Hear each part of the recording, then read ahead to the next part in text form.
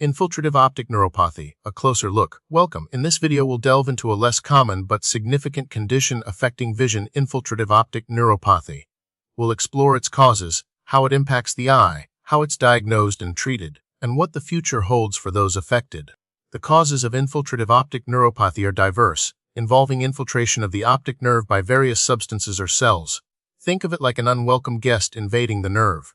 These culprits can include cancers such as lymphoma, leukemia, or other metastatic tumors that spread from distant sites. Inflammatory conditions like sarcoidosis and granulomatosis with polyangiitis, a formerly Wegener's granulomatosis, can also lead to infiltration. Infections, though less common, can sometimes be involved, like fungal infections or tuberculosis.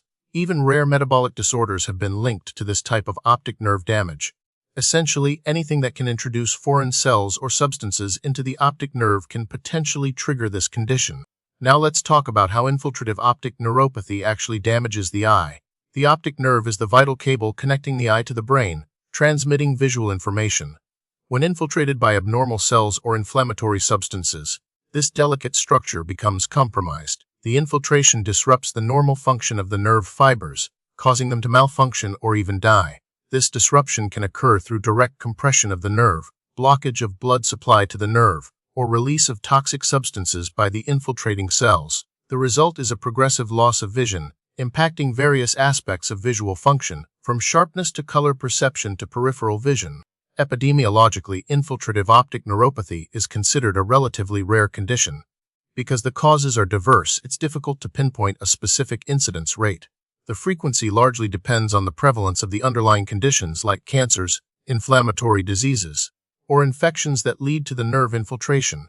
It's important to remember that infiltrative optic neuropathy isn't a disease on its own, but rather a complication of another systemic disease, making its occurrence closely tied to those primary conditions. Recognizing the signs and symptoms is crucial for early diagnosis. Patients typically experience a gradual, progressive loss of vision in one or both eyes. This vision loss can vary in severity, ranging from mild blurring to profound blindness. Pain is not always present, but some patients report discomfort or pain around the eye. Other symptoms might include changes in color vision, difficulty with peripheral vision, or visual field defects, which are blind spots in the field of vision. Because infiltrative optic neuropathy is often associated with systemic conditions, patients may also exhibit symptoms related to the underlying disease, such as fatigue, weight loss, or other neurological deficits. Diagnosing infiltrative optic neuropathy requires a thorough ophthalmological examination and often involves a multidisciplinary approach. The ophthalmologist will assess visual acuity, color vision, visual fields, and examine the optic nerve using an ophthalmoscope. The optic nerve may appear swollen or pale. Imaging studies such as magnetic resonance imaging (MRI) of the brain and orbits are essential to visualize the optic nerve and identify any abnormal infiltrates or masses. In some cases, a biopsy of the optic nerve or surrounding tissues may be necessary to confirm the diagnosis and identify the specific cause of the infiltration. Blood tests and other investigations are also performed to evaluate for underlying systemic diseases. While a formal classification system is not typically applied to infiltrative optic neuropathy, it can be broadly categorized based on the underlying cause of the infiltration. For example, we can classify it as neoplastic in cases of lymphoma or leukemia.